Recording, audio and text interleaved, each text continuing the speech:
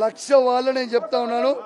దీనికి ప్రతి చర్య ఖచ్చితంగా ఉంటది, ఇచ్చిపెట్టే ప్రసక్తే లేదు. రేపు మీరు చూస్తారు, రేపు ప్రతి చర్య ఎట్లుంటుంది అనేది రేపు చూస్తారు మీరు. చూద్దాం రేపటిది రేపు చూద్దాం. రేపు సంగతి ఏందో, లా అండ్ ఆర్డర్ ఇవాళ వీళ్ళు ఎట్లయితే మెయింటైన్ చేసారో రేపు దీని సంగతి ఏందో, రేపు దీని సంగతి ఏందో, దీని కథ ఏందో, దీని కార్ఖాన ఏందో చూస్తా. ఖచ్చితంగా తెలంగాణ భవన్లో ఇప్పుడు వచ్చి ప్రెస్ మీట్ పెడతా.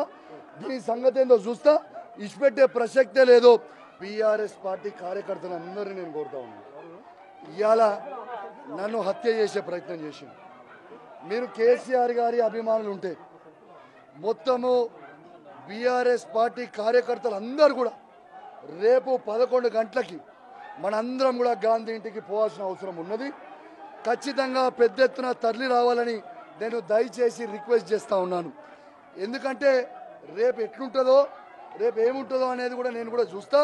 దీని సంగతి ఏందో చూస్తా. మీరేదో దాడి చేస్తే ఇలా భయపడి పోలే ఎవడు.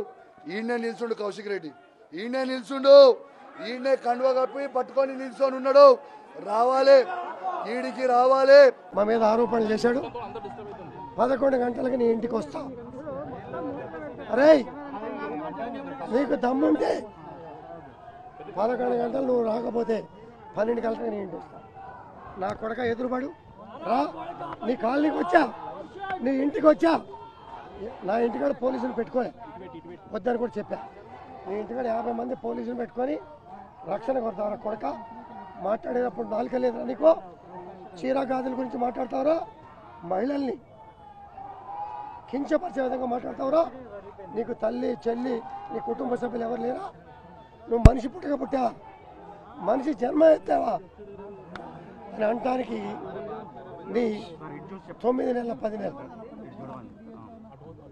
నీ మాటలు, బయట మాట్లాడిన మాటలు, నువ్వు ఎదవవి ఒక క్రిమినల్ అని తెలిసే గవర్నర్ గారు నీకు ఎమ్మెల్సీ ఇవ్వాలి.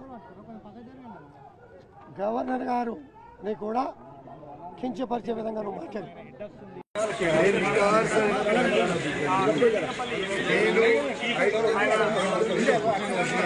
తెలంగాణ బిడ్డని నీ లెక్క కృష్ణా జిల్లాల నుంచి నీకు బతకనికి నేను రాలేదు. నువ్వు మా దగ్గరికి బతకనికి వచ్చినావు బిడ్డ. నిన్ను ఉరికియకపోతే గాంధీ గుర్తు పెట్టుకో, నిన్ను నేను ఉరికియకపోతే నా పేరు కౌశిక్ రెడ్డి కాదు. నువ్వు వెయిట్ అండ్ వాచ్. నిన్ను ఖచ్చితంగా నిన్ను ఉరికిస్తా, రాసి పెట్టుకోను. Just wait and watch. ఎట్లుంటుందో సినిమా అనేది చూపిస్తా.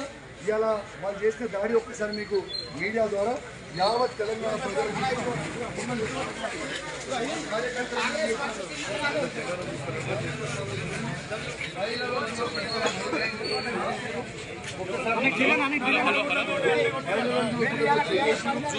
ఒకసారి ఇవన్నీ చూడండి.